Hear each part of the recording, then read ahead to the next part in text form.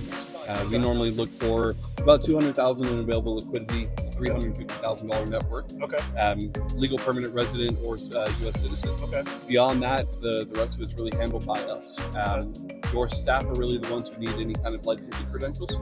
Those are going to differ by state, but that's going to be your center director. Your teachers are a little bit less of a requirement, and we take care of training you, educating you, consulting you, and hiring, and making sure you know exactly who you need to take. Perfect. And I take it those teachers are coming in credentialed already via the state that you're already in, so not much of a worry on your end as an actual franchisee. Correct. How involved does the franchisee have to be within the actual site itself?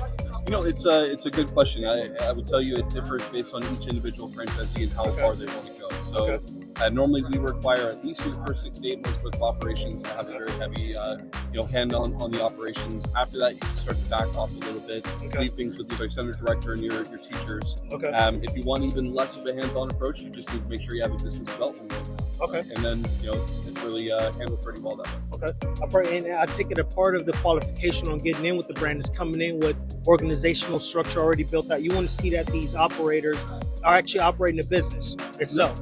Not at all. So for us, actually, it's a very easy barrier of entry because we do things on a turnkey basis, right? So the majority of our franchises, we find the location, we coordinate the lease, we go through the entire construction and furnishing process. We take them through licensing, and then we're going to train them extensively on everything they need to know about how to operate that business successfully and set the culture. So if you got no business experience, that's not going to be a problem for us because we're going to teach you.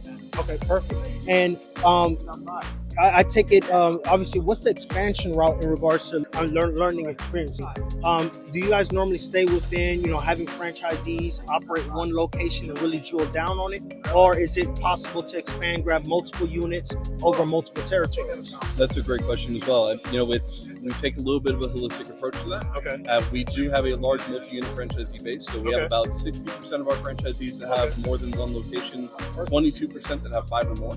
But at the same time, what we really want to see is performance on your first location. 6 to 8 months of worth of operation for us to gauge, and then we can offer more. We do not do territory sales. So we, really we're going to do one location at a time. Got it. So no master agreements, no development agreements. These are just single and no maximums or minimums that they have to develop, right? It's one at a time, so there's no pressure on the franchisee to go out there and build 50 of them, not do a great job. Perfect. Key financial questions, because obviously financing is a pain point for my my audience. What's the average, or what's the initial investment look like? Initial investment is going to be right around $650,000 total.